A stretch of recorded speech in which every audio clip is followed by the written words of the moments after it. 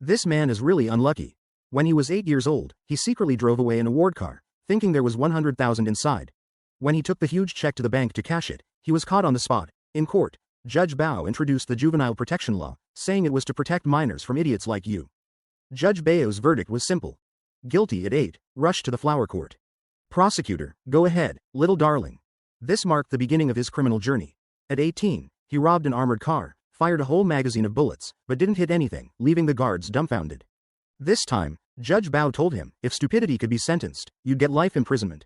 Coincidentally, it was double 11, so he was sentenced to 3 years and given 3 more. At 24, he stole a police car and met Judge Bao again.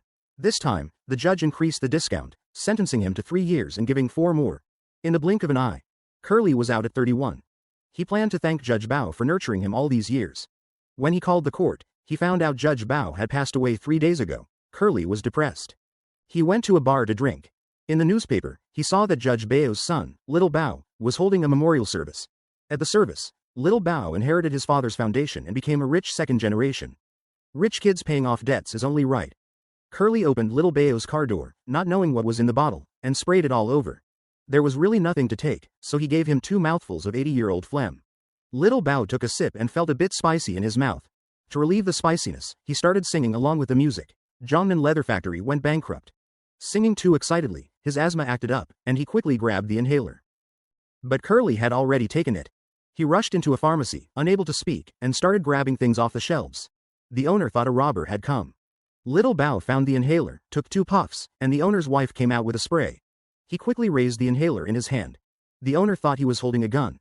At this moment, Curly made a miraculous assist, and the old lady blew a hole in the ceiling. In court, Little Bao saw an old acquaintance and wanted to get closer. The judge saw it was old Bao's son and originally sentenced him to 3 years. Then added 2 more years. Curly let out a loud laugh. The people at the foundation have always been dissatisfied with Zhao Bao. They took a wait-and-see approach, watching as Zhao Bao was taken away, and Wan Mao was not very pleased. His enemy shouldn't be mistreated by others, so he called the police himself to have him arrested. In court, he bargained with the judge, giving a thumbs up to the shark. How about that?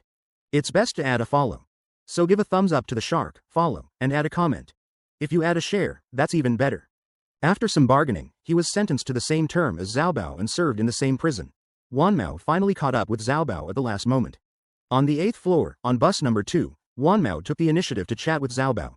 This made Zhao Bao feel very relieved, thinking he had met a kind person. Arriving at the prison, Wan Mao felt as familiar as coming home. He skillfully bribed the guards to be in the same room as Zhao Bao. The man was originally a rich second generation but was framed and sentenced to prison. Since it was the man's first time in prison, as soon as he walked into the room, Zhao Bao squatted down and started crying. Wan Mao told him that to survive here, you have to be fierce enough in demeanor. Zhao Bao showed a constipated expression vividly. During mealtime, a fight broke out. When the guards asked who did it, Zhao Bao looked at Wan Mao. Wan Mao gave a look, and Zhao Bao immediately pointed out the white gang leader. The other party was put in solitary confinement. When they returned to the room, Wan Mao told him that in prison, the biggest taboo is tattling. This time you're doomed. Wasn't it you who told me to say it? I meant don't speak.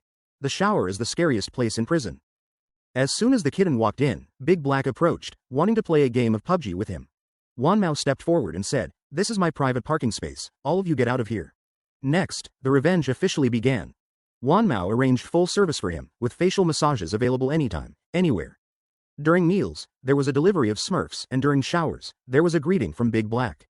Zhao Bao was very desperate, writing about his hardships to someone else. This pencil isn't bad, just a bit short to use. Be content, I brought it in using special methods. The persistent Defei found Wan Mao again. How much exactly? Name your price. True love can't be bought with money. 4 boxes of mushrooms are quite a bargain. Dahe looked at the charming Zhao Bao and, after some hesitation, agreed. Zhao Bao was taken to Dahe's room. Dahe warmly invited him in. Trembling, Zhao Bao had no choice but to comply. This time, Dahe didn't do anything. He felt there were still 5 years left, and emotions needed to be nurtured slowly. The two just touched noses. After enjoying a brief shower, he received some terrifying news. The leader of the White Gang's confinement had ended. Zhao Bao planned to reconcile with the White Gang leader. There's nothing an apology can't solve. If there is, then apologize twice. Curly helped him, and it worked like a charm. After Zhao Bao's first apology, the White Gang leader gave him a fork. Zhao Bao felt a second apology was needed. As a result, he received 2 forks. Clearly, the White Gang leader wasn't planning to let him go. He could only seek comfort from Dahe. That day, the white gang leader found him again and gave him a severe beating. Because he had snitched in prison, they wanted him dead. As a result, during the beating, a syringe fell out. The white gang leader thought it was a stimulant. Zhao Bao quickly played along. "That's my last shot, please don't take it." The white gang leader injected it directly into his arm. Soon, he was dead. Originally, this was a syringe Zhao Bao had prepared to commit suicide, fearing torture. When Zhao Bao emerged from the white gang leader's body, everyone was shocked. The most ruthless leader was actually killed. How powerful is this Zhao Bao? From then on, Zhao Bao became the leader of the white gang.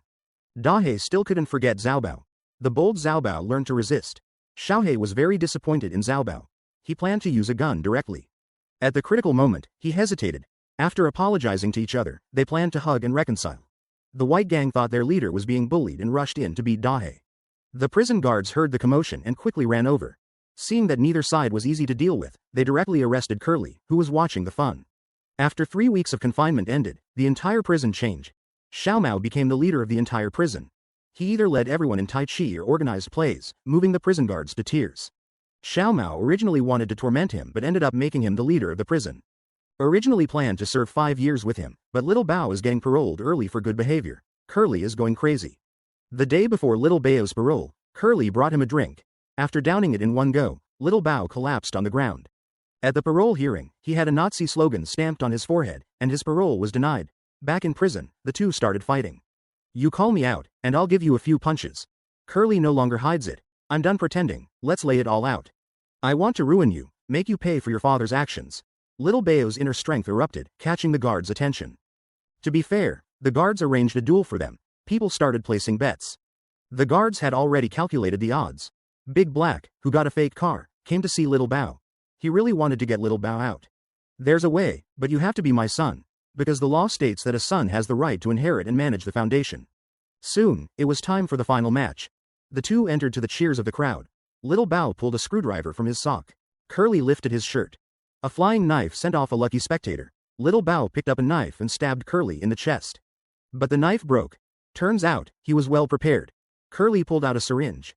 Little Bao had one too. They both injected each other. In the end, they both got their meals.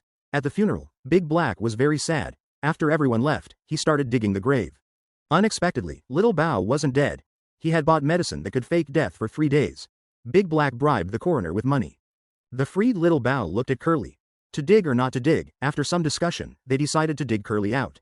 The two shook hands and made peace. At the end of the movie, Big Black, Little Bao, and Curly lived a shamelessly happy life together. The movie, Roommates, ends here.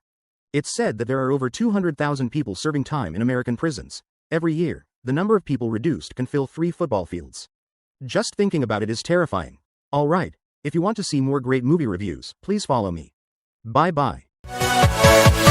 Yeah.